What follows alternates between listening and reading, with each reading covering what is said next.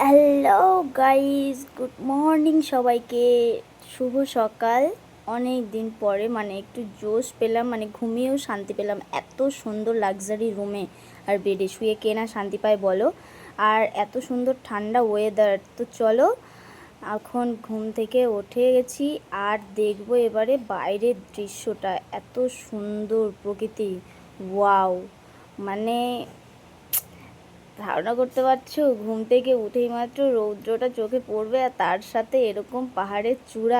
আমি তো দেখেই অবাক যে এতদিন ঘুম থেকে উঠেছি, ঘুম থেকে উঠেই কি বলবো, এরকম এরকম সৌন্দর্য কোনোদিন দেখিনি এখনো অবধি।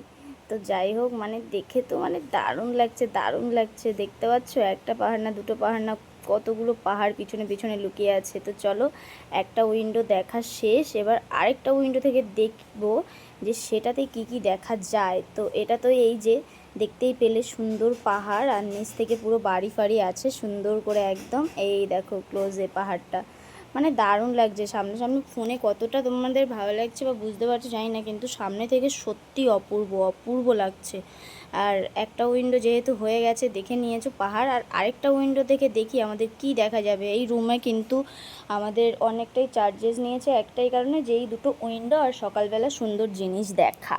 তো দেখো, এই উইন্ডোটা খোলার পরে এখানে কিন্তু আমরা একটা বাগান দেখতে পাচ্ছি, সুন্দর পেয়ারা বাগান আছে, যেটা হচ্ছে এই রুম স্টেডি পেয়ারা বাগান। তো জানালাটা খুলে দেখি, জানালার এপার থেকে কিছুটা বোঝা যাচ্ছে না, জানালা থেকে দেখতে পাচ্ছ সাইড কুয়াশার জল একদম কাঁচের উপর দিয়ে আছে। তো যাই হোক, খুব খুব সুন্দর লাগছে ঠান্ডা হাওয়াটা।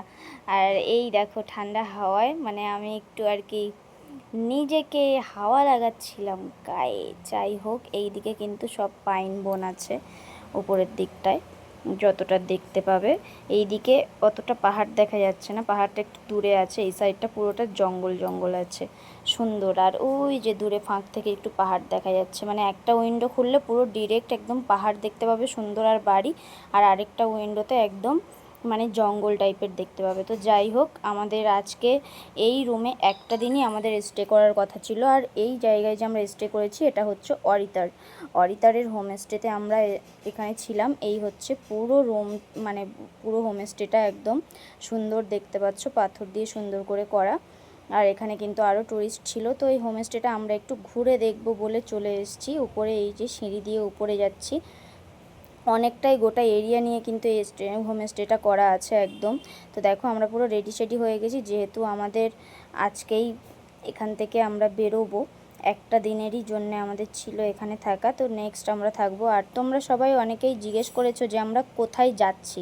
আমরা একটা জায়গায় কিন্তু যাচ্ছি না, আমরা অনেকগুলো জায়গাতেই স্টে করব, অনেকগুলো জায়গাতেই এরকম সুন্দর সুন্দর দৃশ্য দেখব আর যাব। আমরা একটা জায়গার জন্য যাচ্ছি না। তো আজকে যেমন এই অরিতারে এসেছি, এই অরিতারে আমরা কাল রাতে ঢুকেছিলাম, ঢুকে এবারে সবটা তো করতে পারিনি। আজকে সারাদিনে অরিতারে যাব। এখন এখান থেকে অরিতার লেক ঘুরবো, এর নেক্সট পার্টে দেখাবো তোমাদের অরিতার লেক থেকে শুরু করে সব কিছু। তারপরে আবার একটা দ্বিতীয় হোমস্টেতে যাব। তো দেখো, এই অরিতারের হোমস্টেটার উপরে কিন্তু আরেকটা বাড়ি আছে, যেখানে কিন্তু যে ওই হোটেলের সবাই থাকে, যারা কাজকর্ম করে তারা কিন্তু ওখানে থাকে।